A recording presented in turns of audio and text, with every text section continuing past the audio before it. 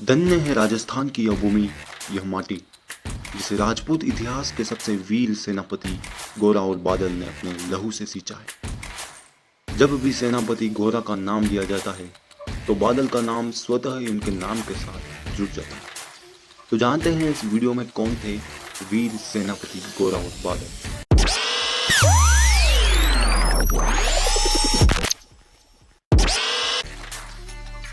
जरा सोचिए उन भावनाओं का शिखर जहां सेनापति अपनी गर्दन कटवा ले और डर फिर भी युद्ध लड़ता रहे। गोरा चित्तौड़गढ़ पर शासन करने वाले रावल रतन सिंह के सेनापति थे और बादल सेनापति गोरा के भतीजे थे।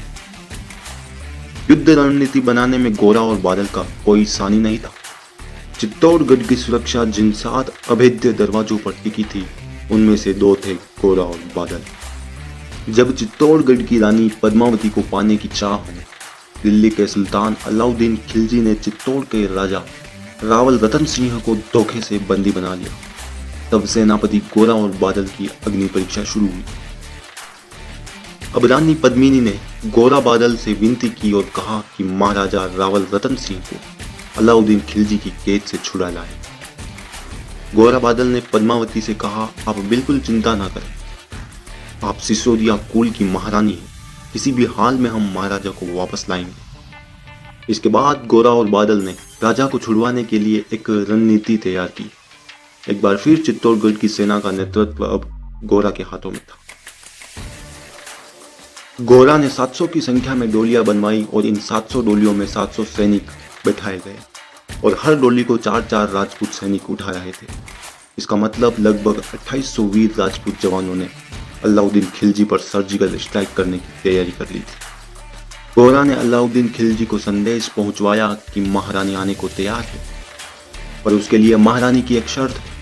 यह सुनकर अलाउद्दीन खिलजी खुश हो गया और सभी शर्तों को मानने के लिए तैयार हो गया।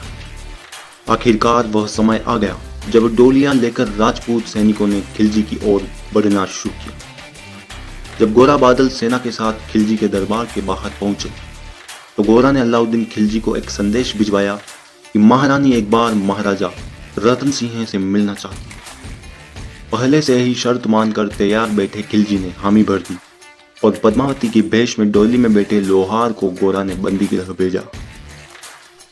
बंदी गृह पहुंचते ही लोहार ने महाराजा की बेड़ियां काट दी और उन्हें मुक्त करा लिया गया।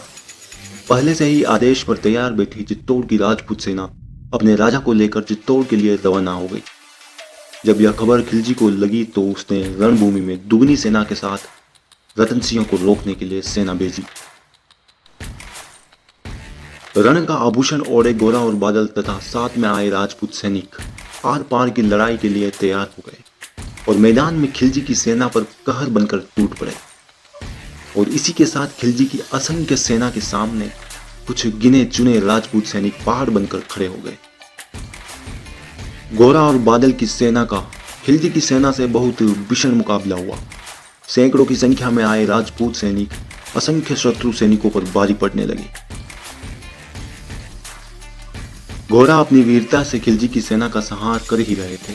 इतने में खिलजी के एक सेनापति ने धोखे से गोरा के पीछे से हमला किया और अपनी तलवार से गोरा के सिर को धड़ से अलग कर दिया। सिर कटने के बाद भी गोरा का धड़ खिलजी की सेना से लड़ता रहा और खिलजी के प्रमुख सेनापति जफर का सिर काटकर उसका शीश जमीन पर ला दिया। इसके बाद ही इस महान राजपूत योद्धा के प्राण निकले।